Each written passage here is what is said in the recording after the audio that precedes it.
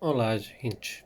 Hoje eu vou continuar a terceira parte do vídeo que eu estava gravando para vocês sobre a ida para Portugal.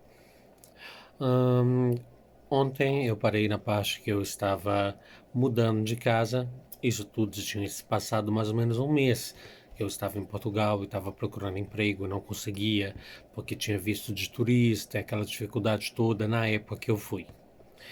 Então, eu contei para vocês que nessa época eu arranjei um namorado e tal, e que ele me ajudou a mudar de casa, e que eu mudei para casa de uns evangélicos, e que lá eu comecei a sofrer todo tipo de bullying e maltratos por eles serem evangélicos e praticamente me escravizaram, me tiraram do quarto, me colocaram para dormir no sofá.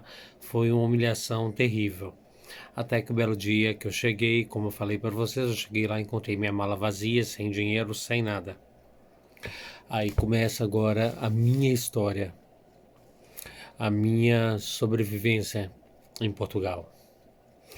Depois disso, eles estavam todos sentados na sala e tal, e simplesmente falaram comigo: Olha, houve um assalto aqui no apartamento, levaram tudo, levaram suas roupas, levaram não sei o quê. E eu falei, engraçado, mas não levaram nada de vocês. Ah, levaram, mas levaram o seu. Porque o seu tinha suas roupas caras, porque tinha suas coisas, levaram mais coisas suas do que nossa. E como você está sem dinheiro, a gente precisa de dinheiro, a gente vai ter que fazer uma escolha, e a escolha é a família. Então você vai ter que ir para a rua. E foi a partir dessa época aí, ninguém nunca percebeu e entendeu o porquê que eu nunca quis ter contato com brasileiro em Portugal. O porquê que eu fugia de brasileiro em Portugal. Porque brasileiro em Portugal é a pior raça que pode haver na face da terra. Porque o pior inimigo de um imigrante no fora do país é um da sua própria raça, porque ele puxa teu tapete no emprego, ele simplesmente vai tentar passar por cima de você. São pessoas que não tem nada a ver, sabe? Vai muita gente boa para lá, não vou dizer que toda regra é uma exceção, porque há exceção, sim senhor, mas a maioria que vai para lá são pessoas que não têm um nível de estudo, que não têm uma escolaridade nem nada, entendeu? E os que têm estudo e as pessoas mais cultas acabam não ficando por lá, vão para outros países como Inglaterra, Alemanha, França, para outro lugar, mas não ficam em Portugal porque uma pessoa que tem muito estudo, uma pessoa que tem um certo nível cultural, os empregos que há lá são empregos pesados, tipo trabalhar como empregado de mesa, porque lá eu não uso o termo funcionário ou colaborador, lá o termo é empregado de mesa. Então, são trabalhos pesados. Então, pessoas que têm um certo estudo, um certo berço, têm uma extrema dificuldade em se adaptar quando se chega lá, entendeu? Então, por isso que grande parte que está lá são pessoas que não tiveram acesso ao estudo, são pessoas que não tiveram acesso à educação, são pessoas que falam errado. Por isso que o brasileiro fora do país tem uma fama terrível. É até motivo de gozação lá em Portugal, porque eles falam muito errado. Você nota que é uma pessoa que não deve ter a quarta ou quinta ou a sexta série, mas estão lá para poder trabalhar e ganhar dinheiro. Só que nem para isso às vezes conseguem, porque eu estou fugindo um pouquinho do assunto, mas eu vou voltar à história, porque isso tem que ser dito também. Ah, a maioria dos brasileiros que chegam lá são pessoas que pegaram empréstimos aqui, que venderam tudo para conseguir um dinheirinho para ir mudar para lá, para mudar de vida. Primeira coisa que eles fazem quando arranjam um emprego. A base salarial lá em Portugal é de 700 a 800 euros. É um salário de uma pessoa. Ela paga uns 300 ou 250 de um quarto por aí, e depois tem as despesas e mais, sobra mais ou menos uns 300 ou 400 euros para eles gastarem por mês. Mandando isso aqui para o Brasil, ainda vira um dinheirinho, porque convertendo isso por 5, dá algum dinheirinho que dá para ajudar a família e tal. Outra parte deles, não. Compram carro, moto e tiram fotos como se tivessem vidas maravilhosas lá em Portugal. Gente, tudo mentira, tudo ilusão. Sabe por quê? Olha, carro lá em Portugal é uma coisa tão barata que qualquer morador de rua que ganhe auxílio do governo, tipo Bolsa Família e coisa assim, pode ter um carro, pode ter uma moto.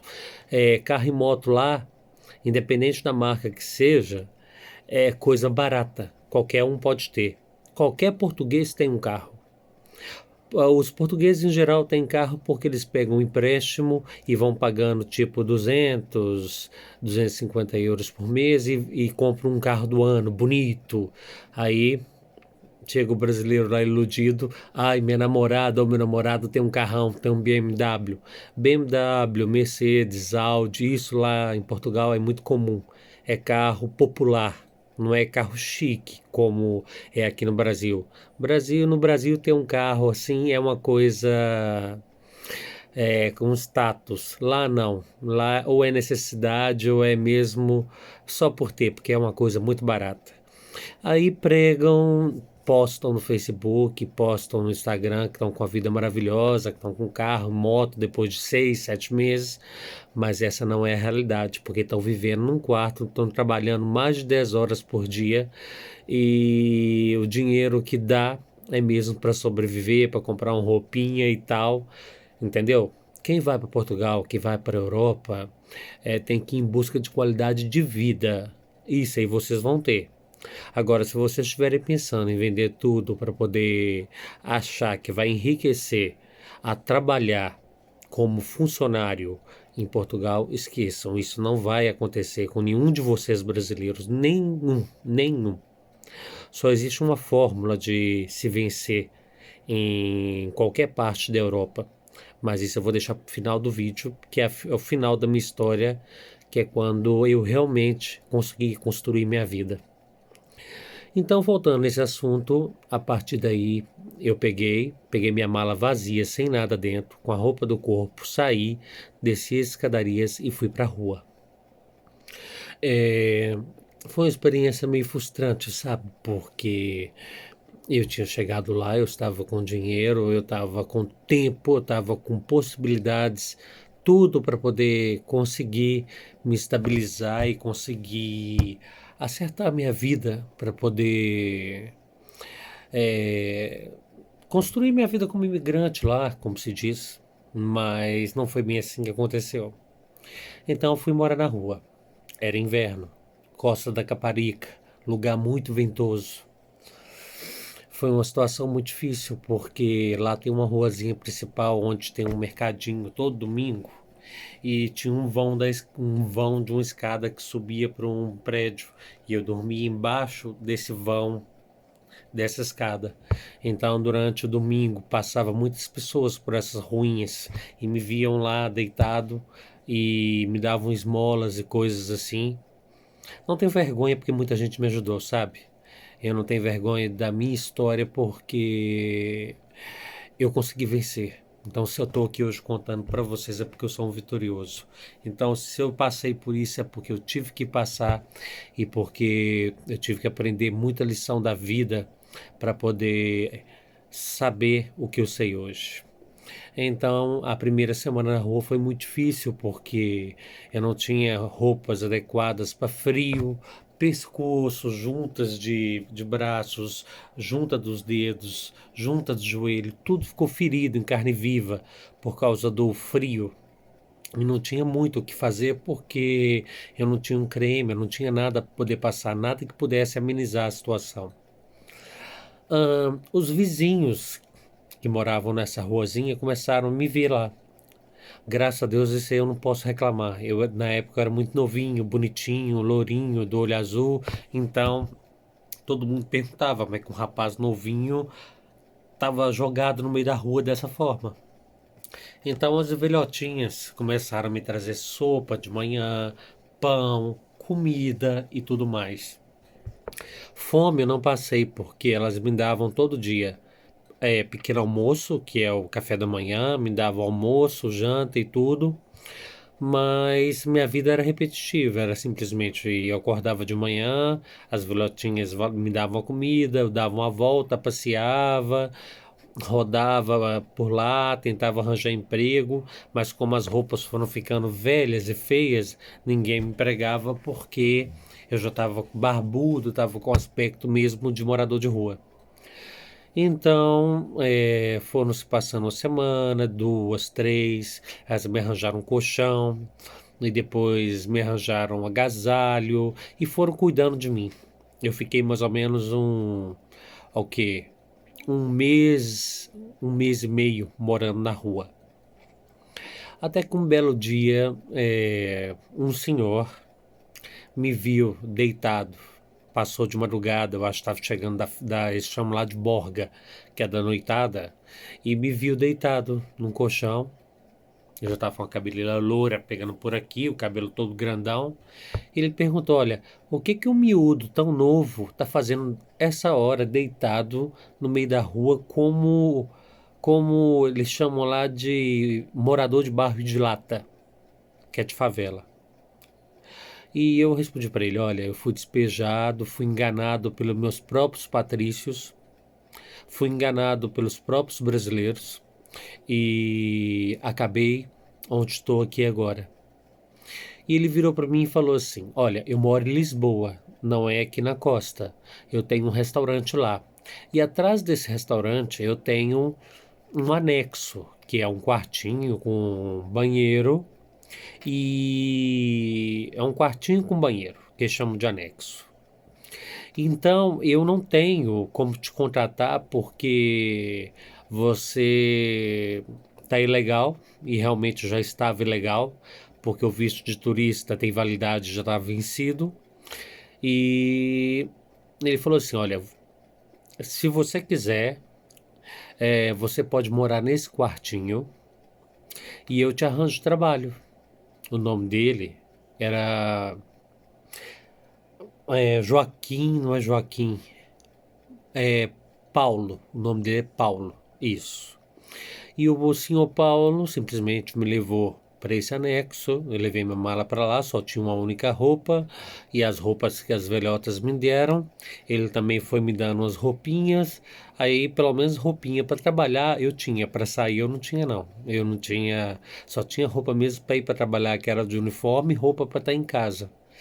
E comecei a trabalhar como ajudante no restaurante dele, como ajudante de cozinha, ajudava o cozinheiro e tal. Aí eu já tinha comida, eu já tinha um lugar onde ficar e já não estava mais ao relento na rua, no frio. E nisso eu fui aprendendo a profissão. Não era o que eu queria, porque eu vim do Brasil, eu já tinha acabado de formar, como eu te falei, eu sou formado em comunicação social, jornalismo, faculdade, e depois simplesmente fiz um curso técnico de Jerusa Machita de cabeleireiro e queria trabalhar como cabeleireiro. Então, trabalhei com esse senhor mais ou menos um ano e pouco, aprendi a profissão e acabou que eu ainda tinha esperança dele me fazer um contrato e tudo, mas não. Eu entendi a situação dele, porque ele simplesmente me ajudou, me tirou da rua, mas ele não tinha condições de ter um outro funcionário lá, porque um funcionário lá gera custos, ainda mais estrangeiro. É muito complicado você. Eu, por exemplo, como tive um restaurante durante 10 anos em Lisboa, eu posso contar para vocês que é muito mais complicado você contratar um funcionário estrangeiro do que contratar um nacional. Porque o funcionário estrangeiro exige o contrato de trabalho, descontos na segurança social, e um monte de coisa. Enquanto um português só quer trabalhar, o português quer saber do dinheiro, entendeu? E o brasileiro está muito mal habituado, porque aqui no Brasil há muitos direitos. É por isso que há tanto desemprego aqui no Brasil por causa disso. Porque hoje em dia, se eu tivesse uma empresa, ou eu colocava gente da minha família, ou eu não contratava gente daqui, porque é tanto direito que um funcionário tem que acaba Se um dia você tem que demitir alguém ou fechar sua casa, você tem que falir, decretar falência e fugir do país, como muitos fazem, como muitos empresários fazem, porque o Brasil, com essas coisas de direito, é violento, entendeu? Lá em Portugal já funciona diferente. O brasileiro tem muito essa mania da hora extra. Lá não. Lá o patrão te prova que você tem que trabalhar, que ele te paga por 8 horas de trabalho, 40 horas semanais. Se você é lento, demorado e fica mais horas, isso é problema teu. Não é problema do patrão, não. Entendeu? A não ser que seja, salve e guarde, um caso que ele marca um jantar de grupo mais tarde, aí ele comunica com você, aí sim essas horas extras são pagas. Agora, se você ficou meia hora, uma hora para fazer um serviço que uma pessoa normal faz, você pode ter certeza que você não vai ser pago, não. Esquece isso. Então, voltando ao assunto, eu peguei e resolvi trabalhar com salão. Já tinha, eu já tinha, como é que eu vou te dizer, tava morando no anexo do restaurante dele, trabalhava com ele no restaurante e arranjei um segundo empreguinho, que foi um empreguinho de cabeleireiro. Aí nisso eu fui crescendo nesse emprego de cabeleireiro e fui ganhando mais dinheiro. Aí foi quando eu já tinha dinheiro suficiente para alugar um quarto para mim e seguir com minha vida. Aí foi quando eu comecei a correr atrás da parte dos estudos, que simplesmente é a parte dos estudos que eu contei para vocês, que era tentar fazer a equivalência do meu curso de jornalismo para poder atuar na área. Só que simplesmente o que aconteceu? Eles me exigiram 2 anos de equivalência para o mesmo curso. E eu falei assim, eu já tinha feito 4 anos de faculdade de jornalismo, não vou estar fazendo mais 2 anos da mesma faculdade. Para isso, eu fazia uma pós-graduação. Então, relevando isso, passando adiante, eu resolvi continuar trabalhando como cabeleireiro. Estava ganhando bem. Na época, eu estava ganhando em torno de 2.300 contos, que era um salário bem alto na época, e larguei totalmente a área de cozinha. Mas como eu trabalhei na área de cozinha com esse senhor, eu tomei gosto. E foi aí que eu aproveitei essa equivalência para poder fazer o curso de gastronomia. Eu formei pelo Turismo de Portugal e com isso um curso que ficaria em 4 anos, eu levei 3 anos para fazer o curso. Aí eu consegui tirar essa equivalência, foi onde eu tirei meu curso de gastronomia, que não é um curso técnico, é um curso superior. Então, mas mesmo assim, depois de formado, eu ainda continuei trabalhando como cabeleireiro e estava levando minha vida tranquilo. Um salário desse dava para poder sair, divertir. Vamos colocar os pontos nos is agora, que é uma coisa que vocês devem saber. Quem muda para a Europa, França, Portugal, Espanha, não esperem que vocês vão construir uma boa vida aqui no Brasil, porque não vão. Por esses países que eu disse para vocês, vocês vão ter qualidade de vida. O que é qualidade de vida? É você ter poder aquisitivo para, por exemplo, eu quero comprar agora um carro, ok? Eu decidi que eu não quero andar mais de transporte, quero comprar um carro. Meu salário é o quê? 800 euros. Estou colocando em euro, porque na época era contos, agora é euros, é mais fácil para poder converter para vocês a base. Eu ganhava em torno de 1.300 euros na época. E hoje em dia o salário até caiu. Hoje as pessoas ganham uma média de 800 a 900 euros por mês. Com 800 euros, você pagando 300 de quarto e vão colocar um 100 de alimentação, ok? O que te sobra? Sobra 400 euros. Você guardou esse dinheirinho. Um carro lá, você compra carros lá de 700, 800 euros, carros bonitos, usados, entendeu?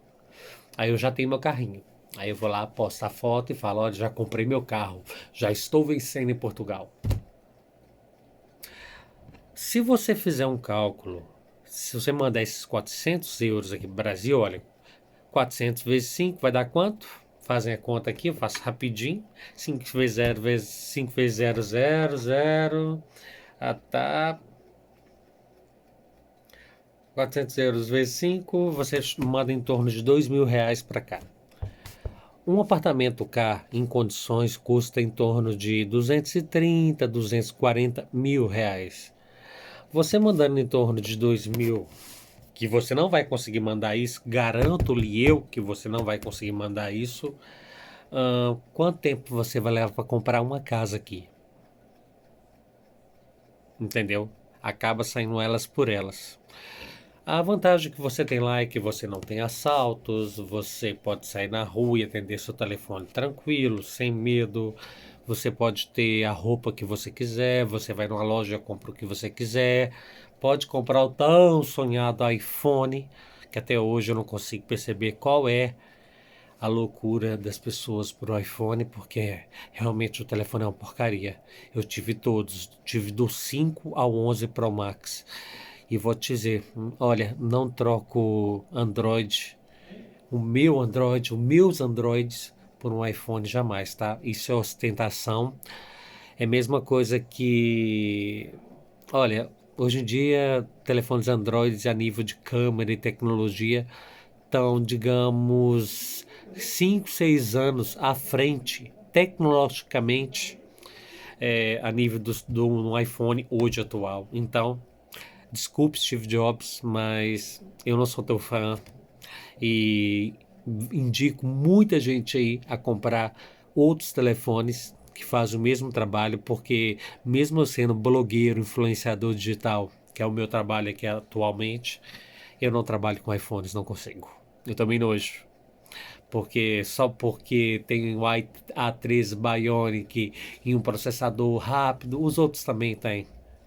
É só mesmo ostentação, então eu não sei. Eu sou mais investir em mim do que investir. Eu sou mais ter uma televisão de 85 polegadas igual eu tenho. Eu sou mais ter um computador, um laptop do jeito que eu gosto, um belo tablet, eu gosto de ter as coisas, do que comprar um iPhone. Não compro, não compro. Voltando ao assunto. É, os anos foram se passando e eu fui investindo nessa área de cabeleireiro, fui tirando cursos. Foi uma época bem difícil, porque era uma época que as portuguesas gostavam muito de usar uma espécie de cabeção, que elas chamam de cabeção, que era a raiz levantada e aqueles capacetes gigantes, tipo Cassandra do Sai de Baixo. E aqui no Brasil, a técnica sempre foi cabelos lisos, liso, quanto mais liso, melhor. Então eu tive um choque muito grande até se adaptar com esses cabeções antigos, porque as mulheres não lavavam o cabelo todos os dias, e mesmo hoje em dia elas não lavam o cabelo todos os dias. Há um hábito lá, há um mito antigo que eu já escutava aqui no Brasil há muito tempo, que se lavar o cabelo muitas vezes o cabelo cai. Isso é uma mentira, olha, eu lavo meu cabelo todos os dias. E tá aqui o cabelo bonito, saudável e brilhoso. Isso é um mito, gente. E as portuguesas, por norma, lavam cabelo de 3 em 3 dias e na época que eu cheguei era uma vez por semana. E as velhotas, então, tinha que durar 15 dias o capacete delas. Elas já acordavam, já iam com laque em cima, já arrumavam aquilo. Quando você lavava, saía teia de aranha, traça, carrapato, tudo.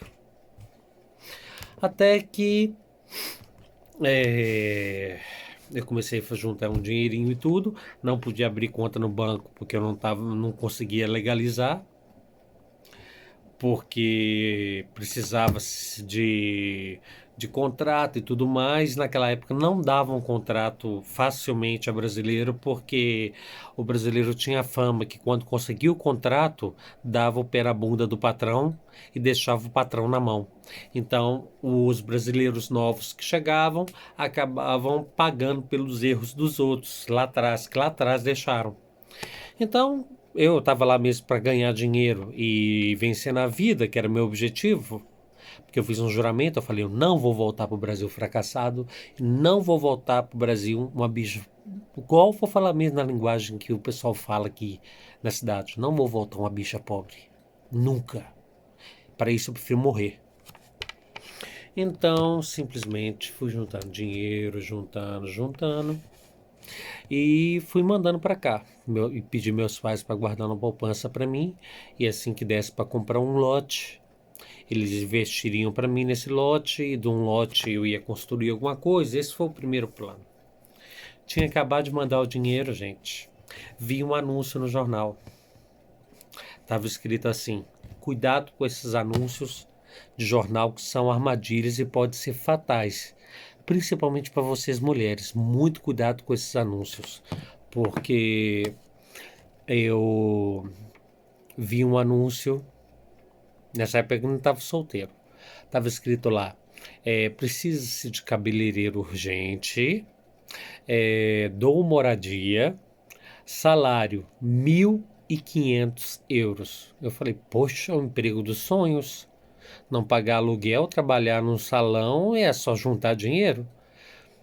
E liguei, fui para lá, a mulher me recebeu muito bem, o salão realmente existia, o apartamento realmente existia e tudo mais. Aí eu preparei tudo para mudar para lá. O que que aconteceu? Quando eu cheguei lá, fui bem recebido, o apartamento estava vazio, eu comecei a trabalhar no salão e tal, tal, tal, mas achei normal que eu ia receber no final do mês, então estava trabalhando tranquilo, de boa. De repente, dentro desse apartamento chega essa senhora e traz mais duas meninas para morar na casa. Eu achei aquilo muito estranho, porque assim, eu que ia morar lá, a casa só tinha um quarto e ia morar mais duas meninas comigo. Como é que ia ser? A gente ia dividir quem ia dormir no quarto por dia? Eu fiquei pensando naquilo. Só que eu não tinha dinheiro nenhum, já tinha mandado dinheiro pro Brasil. Tava eu de novo, com a mão na frente, outra atrás e na mão dos outros. Aí nesse dia, eu fui lá pro salão trabalhar e tal, normalmente. Quando volto, mais uma vez, a mulher simplesmente pega meus documentos todos, passaporte, tudo, e pôs cadeado nas janelas e tudo, entendeu? E ela tinha um capataz, que era o marido dela. E o capataz dela andava com a arma dentro da calça. E ela sempre abria o apartamento, me buscava dentro do apartamento, com o marido mostrando a arma para mim, e me levava para trabalhar. Eu trabalhava, e depois ela pegava, me levava para casa com o marido dela, me trancava lá dentro da casa e eu ficava trancado dentro da casa. Até que um belo dia, ela trouxe mais duas meninas. Éramos 6 pessoas. 6 não, duas, comigo 5 pessoas dentro desse apartamento. Aí ela sentou com nós os 5 e falou, olha, eu preciso fazer dinheiro e você, Rafael, vai continuar trabalhando como cabeleireiro, você não vai receber. A partir de hoje eu estou com seus documentos, você é meu escravo e vocês vão trabalhar aqui como prostitutos. E para mim, meu mundo veio abaixo nessa hora. Eu não tinha. Minha vontade foi tentar fugir, pular pelaquela porta e tudo, mas como ele estava armado, eu não tive muita opção de reação ou o que fazer. Eu estava simplesmente na mão de uma capataz. Então eu tive que ter sangue frio, muito sangue frio. Posso dizer que foi a época mais nojenta da minha vida, sabe? Porque eu trabalhava o dia inteiro no salão. Eu dava graças a Deus que eu tinha trabalho no salão. Eu comia com as gorjetas que os clientes me davam, porque ela não me dava salário. E à noite era obrigado a atender clientes. É a coisa mais nojenta que se pode haver na sua vida, é você ter que ficar com alguém que você não sente desejo, que você não sente nada pela pessoa. É nojento, entendeu? E o pior de tudo é ele não ganhar nada com isso, porque o dinheiro era todo para ela, eu era um escravo dela. Se vocês quiserem ter uma noção do que eu tô falando, é só vocês assistirem a novela Salve Jorge. Foi praticamente isso que eu vivi lá. Eu estava no Algarve, nessa época, em Faro. Então, se vocês ouvirem esse nome, Jerusa, que tem um salão de cabeleireiro no centro comercial, no Algarve, Tomem muito cuidado. Jerusa, ela é brasileira, o marido dela é português. Tomem muito cuidado porque essa mulher alicia as pessoas e prende, e é igualzinho na novela Salve Jorge. Então, continuando a história, eu estava escravizado. De manhã, ela trazia sempre um prato com 2 pães com manteiga e 2 ovos cozidos e um copo d'água. Esse era o meu almoço, esse era o meu pequeno almoço e era a minha janta. Era só isso que eu comia todo dia. Era o prato de comida igual cachorro que ela me dava todos os dias. Então, eu comecei a emagrecer muito. Eu comecei a entrar numa depressão. E a única hora que eu estava mais ou menos feliz era quando eu estava no salão, porque eu conversava com os clientes, mas os clientes começaram a notar que eu estava triste, mas eu não podia abrir a boca com ninguém. Não podia abrir a boca com ninguém porque eu estava sendo sempre ameaçado de morte por essa Jerusa. Ela tinha uma manicure, que essa manicure era paga, era funcionária mesmo do salão. Um belo dia, essa manicure, Jerusa, precisou sair porque ela tinha uma filha e a filha adoeceu. Eu nunca fiquei tão feliz por uma criança ficar doente que ela teve que levar a criança no hospital. Quando ela levou a criança no hospital, apareceu essa menina que se chama Sandra, a manicure. Ela perguntou: Rafael, o que que se passa contigo? Tá se passando uma coisa muito grave contigo. Eu sei que é muito grave e que você precisa de ajuda e eu vou te ajudar. Eu estou disposto a ajudar. Me conta enquanto há tempo. Aí eu contei para ela o que eu estava passando. Aí simplesmente essa Sandra comunicou à polícia e eu pedi para ela um tempo para eu organizar minha mala e tudo, as minhas coisas, para ele ser pego de surpresa, porque durante a madrugada eles ficavam no apartamento para recepcionar os clientes que entravam no apartamento e para receber o dinheiro deles. Então eu deixei minha mala arrumadinha, mais ou menos arrumadinha num canto. Aí nisso a Sandra chamou a polícia. Aí a polícia pegou, invadiu a casa e simplesmente eu fui libertado. Aí nisso fui para a delegacia, aquela coisa toda, tive que contar minha história, aquela coisa toda. Volta Rafael para a rua de novo. Novamente, Rafael volta para a rua. Só que agora já não estava em Lisboa, já estava Faro, Algarve. Então eu estava morando na rua de novo, novamente. Aí nisso eu comecei a procurar emprego novamente, como cabeleireiro. Pelo menos tinha roupinha já para vestir, eu já tinha mais ou menos alguma coisinha para poder chegar no trabalho, apresentar e trabalhar. E comecei a. Lá em Faro tinha um abrigo. Nesse abrigo eu podia tomar banho e tinha umas carrinhas que distribuíam comida de manhã e à noite. Então eu fazia 2 refeições por dia na rua, que eles davam uma marmitinha, eu comia, e eu trabalhava nesse salão até receber o primeiro salário para eu poder alugar alguma coisa. Então eu trabalhei no Farum Shop, no John Lois Davi, que antigamente era Santcal. A John Lois Davi é uma empresa francesa muito conhecida, que chama Jules Davi, e foi aí que eu comecei a ingressar mesmo na carreira de cabeleireiro, recebi meu primeiro salário e tudo. Aí foi onde eu conheci a pessoa que eu casei, foi onde eu conheci a pessoa que eu vivi com ela durante 10 anos. Nós tínhamos empregos diferentes, ele trabalhava em restaurante, eu trabalhava como cabeleireiro, e eu comecei a planear uma vida no Brasil, tipo, vou comprar um apartamento, vou comprar uma casa, vou comprar tudo, e via que nunca o dinheiro chegava, porque as coisas eram contas a pagar, muita coisa a pagar, e sobrava sempre aquela média, 200, 300 euros por mês. E eu não ia exigir do rapaz, mesmo ele sendo casado, dele compartilhar o mesmo sonho que eu. Então, simplesmente, eu continuei mandando dinheiro para cá, mas vi que não dava para fazer nada. Até que nós casamos e tudo mais, Foi através do casamento que eu consegui a legalização. Eu tive junto com ele durante 10 anos. Consegui a nacionalidade portuguesa e tudo mais. E vivi como o típico imigrante brasileiro que ninguém sabe que vive na Europa.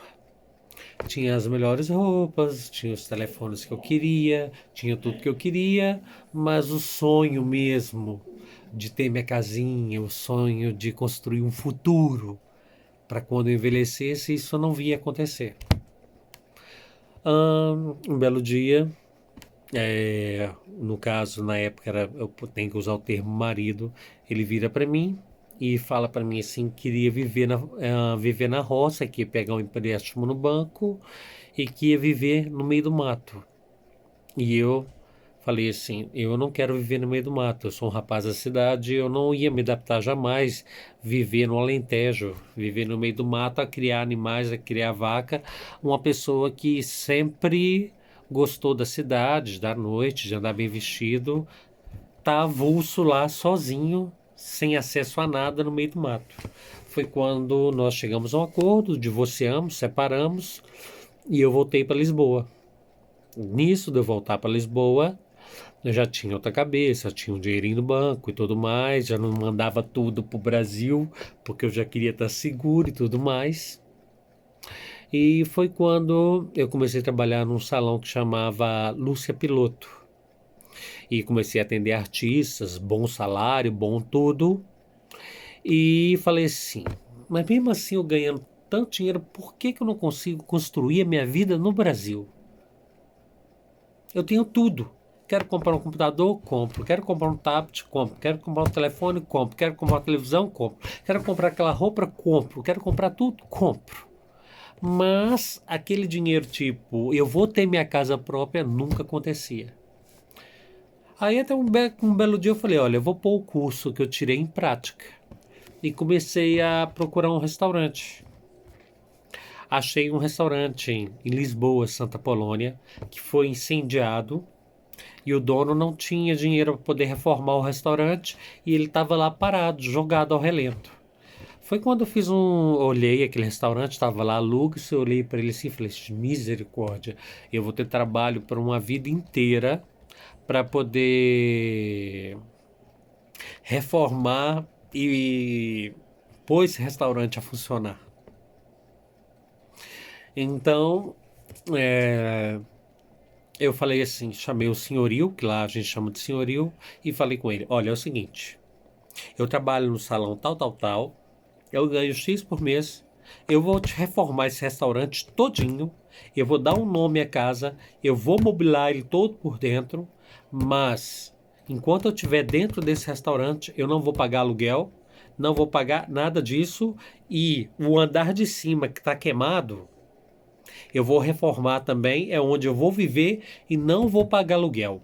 E vamos fazer um acordo assim: eu te reformo o restaurante, te reformo o apartamento, e enquanto eu viver lá, enquanto eu tiver o restaurante, é meu. Isso tudo feito num contrato bonitinho. Quando eu sair, é tudo do senhor. O recheio, tudo do senhor. E ele gostou da ideia, né? Porque ele não estava com dinheiro para poder reformar nada e estava com o imóvel parado. Era uma oportunidade dele valorizar o imóvel dele e futuramente vender e ganhar dinheiro naquilo que estava jogado, parado. E foi como eu comecei. Nessa época eu conheci um rapaz que chamava César. E ele trabalhava como garçom. E eu trabalhava como cabeleireiro, então eu e ele começamos a namorar e a gente começou os dois a trabalhar e a reformar aquele restaurante por dentro. E reformamos os dois. Obviamente, eu gastei muito mais dinheiro do que ele lá dentro, porque o meu salário praticamente era o dobro dele.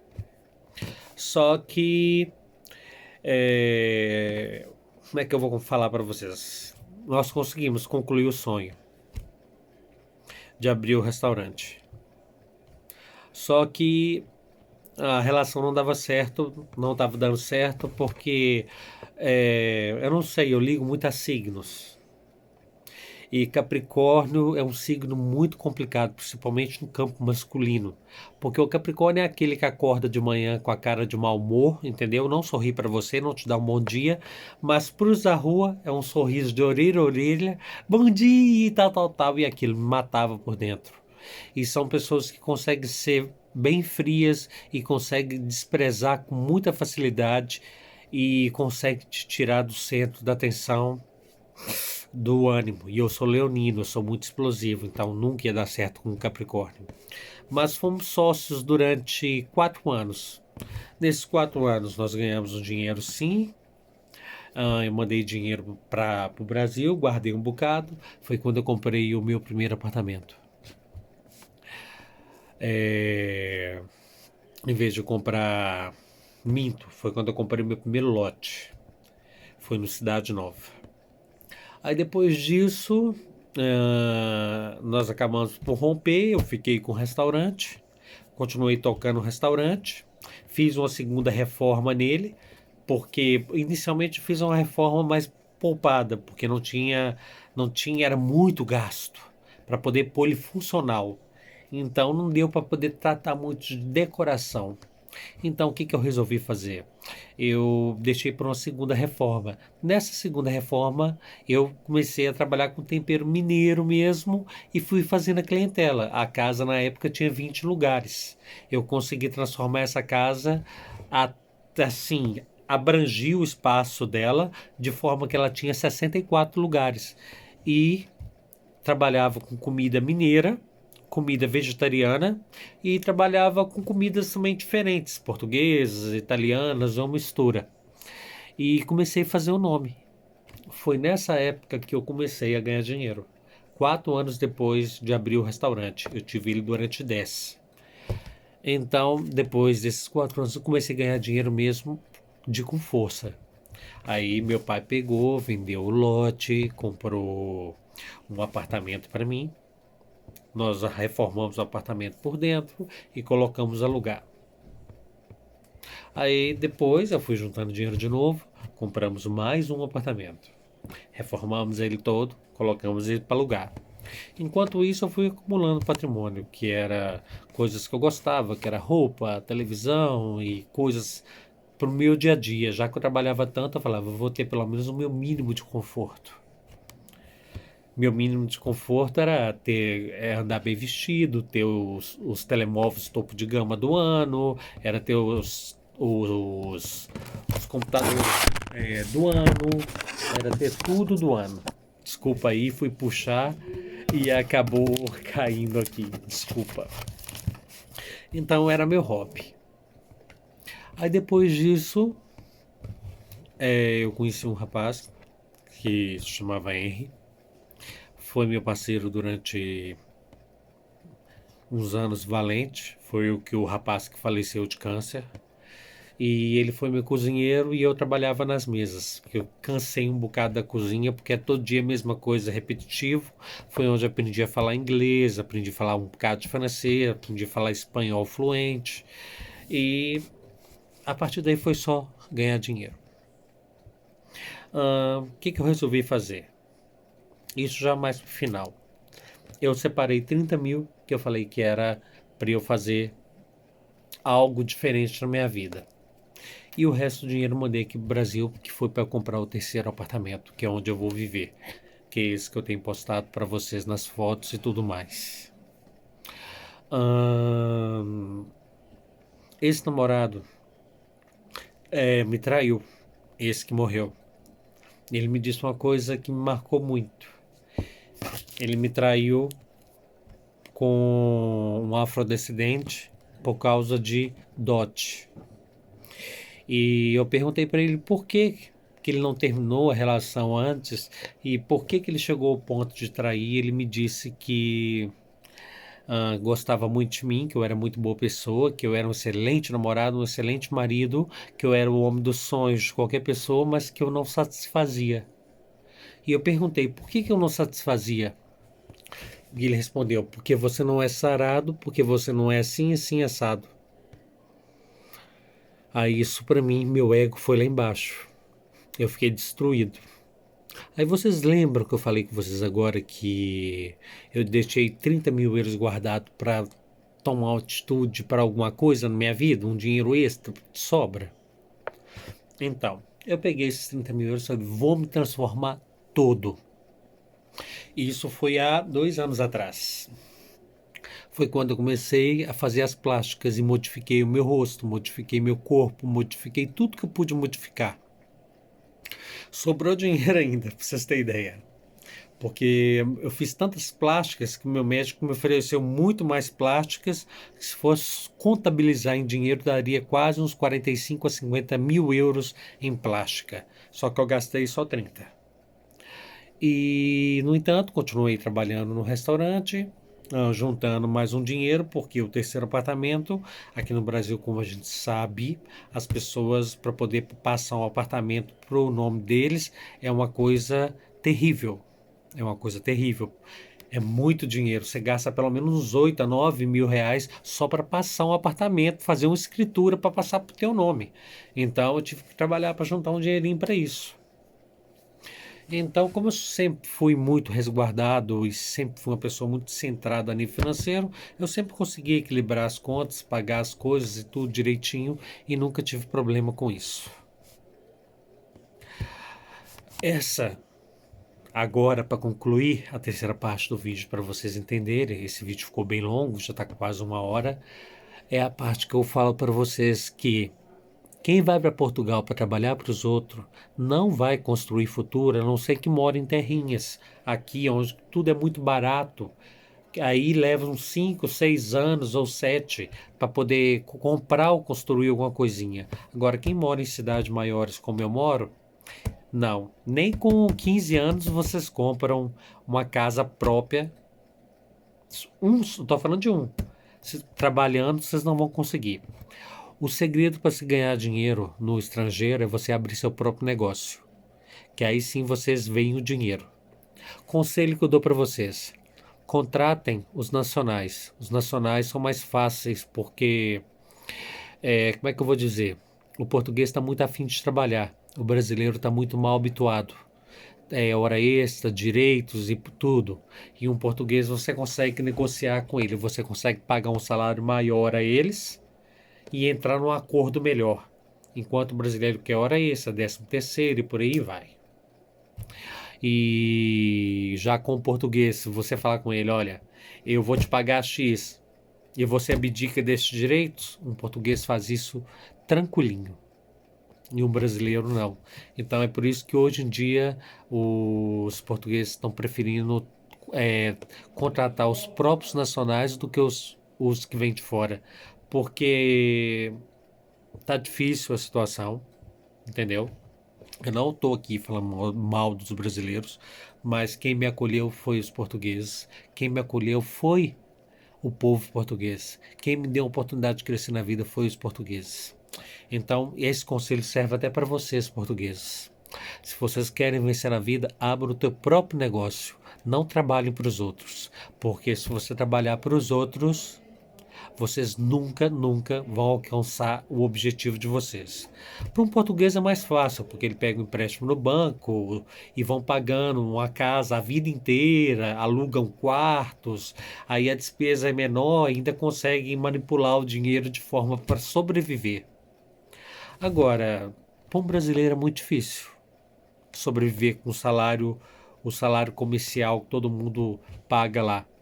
Então você tem que se sujeitar a viver uma vida meio que subalterna.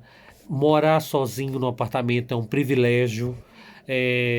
Por isso, se vocês estiverem pensando em vender sua casa, venderem tudo e levar a sua família para o exterior, sem ao menos ter o conhecimento disso, veem o que eu contei para vocês agora, que é a realidade atual, e nunca se joguem no mundo sem ter uma certeza, porque vocês vão encontrar qualidade de vida. Agora, construir um futuro vocês não constroem. Isso é impossível. Impossível. Trabalhando para os outros, não. Se vocês querem ganhar dinheiro, vão para os Estados Unidos, vão para a Inglaterra, vão para a Alemanha. Aí sim vocês conseguem ganhar dinheiro para construir um futuro para vocês. Agora, se vocês estão com a ilusão de ir para Portugal para poder construir um futuro melhor para vocês no Brasil, esqueçam. Eu não fui orientado por ninguém. Eu aprendi isso com a vida, eu tive sorte, muita sorte. Então, hoje eu posso dizer que eu faço parte de 1% dos brasileiros, 3 apartamentos. Não preciso, não dependo de ninguém. Estou na casa dos meus pais por enquanto, porque eu estou reformando o apartamento onde eu vou viver. Tenho meus aluguéis, tenho minha outra fonte de renda, que é como influenciador digital, trabalhando, fazendo publicidades e por aí. E digo que conquistei a minha independência aos 38 anos de idade. Hoje em dia, se perguntar se eu faria tudo de novo, faria. Só que nós estamos agora caminhando para um mundo totalmente diferente. Vai explodir até o final do ano uma crise global gigantesca que vocês têm que estar preparado. Quem estiver pensando em fazer viagem para o exterior agora, não faça, não é a hora. Eu tenho notícias atualizadas que tem brasileiros morando na rua, tem brasileiros passando fome, desempregados, e a coisa vai só piorar porque a bolha econômica vai explodir até o final do ano. Então, fiquem no país de vocês, fiquem com sua família, aproveitem quem vocês têm perto de vocês, e na hora que as coisas se equilibrarem, se querem ir embora para o exterior, vão. Se querem em busca de qualidade de vida, eu aconselho, super aconselho. Agora, se vocês pensam em ter uma vida melhor, tipo uma vida que vocês tinham aqui no Brasil, de ter a casinha vossa, tudo, o mundinho vosso, vocês vão perder isso tudo. Vocês vão ter o tempo que estiver lá, mas um dia, quando voltar para cá, vocês vão voltar com a mão na frente e outra atrás. A não ser que vocês abram um negócio. É o único jeito de se ganhar dinheiro fora do Brasil. É abrir seu próprio negócio. Trabalhando para os outros, não. Esse é o último vídeo. Espero que esse conselho seja válido. É uma experiência de vida de um brasileiro que venceu na vida, graças a Deus. E está passando essa experiência para vocês, para evitar que muitos de vocês cometam a burrada de irem, perderem tudo e voltarem com a mão na frente e outra atrás. Fique com Deus, espero que essa experiência sirva de lição e que abra os olhos a muitos brasileiros, entendeu? Não fiquei rico, não sou rico, milionário, porque quem vive de aluguel, no meu caso, não é rico, mas sou classe média alta, não posso reclamar da vida. Mas não me falta nada, tenho tudo, mas me custou muito caro. Foi uma experiência boa para poder aprender sobre a vida, sobre amadurecer e me tornar mais humilde. Deixei de ser aquele Mauricinho que eu era. Vi que o que os pais não ensinam, a vida ensina. Então, se vocês passam a mão na cabeça dos vossos filhos, deixem de passar, porque a vida lá fora é cruel e o mundo não perdoa. Então, hoje em dia eu tenho uma cabeça que eu não tinha na minha época. Quem me conheceu na minha época de adolescente sabe que eu era um revoltado, mimado, Mauricinho, e hoje em dia a cabeça que eu tenho é de um velho de 50 anos, apesar da aparência não ser. Mas realizei todos os meus sonhos, todas as minhas vontades. Se eu morresse hoje, morria feliz. Não tenho sorte no amor, isso já está mais que comprovado, porque eu sou muito romântico, muito carinhoso e procuro uma pessoa igual. E hoje em dia está difícil porque as pessoas elas só te olham pelo que você tem a oferecer e eu não estou disposto a isto. Eu sou daqueles ainda da Disney que acreditam no amor, na cabana, nos contos de fadas e isso ainda mantém-se aqui dentro. Então, para namorar comigo tem que ser uma pessoa muito especial. Quem sabe um dia Deus coloque, mas se não colocar também eu sobrevivo bem. Eu sempre sobrevivi sozinho, sempre me virei sozinho na vida. Foram 19 anos fora do Brasil a enfrentar muita coisa difícil, muita humilhação, porque brasileiro é humilhado lá fora. E aguentei muita coisa, engoli muito sapo, por isso que hoje eu tenho uma dificuldade imensa para engolir sapo. Eu não engulo sapo, eu falo tudo que eu acho e penso na cara, mas ficou uma experiência e que fique experiência para vocês que estão pensando em fazer essa besteira. Veja se vale a pena e veja qual é o propósito, se vocês realmente querem sair do seu país. Duas opções só.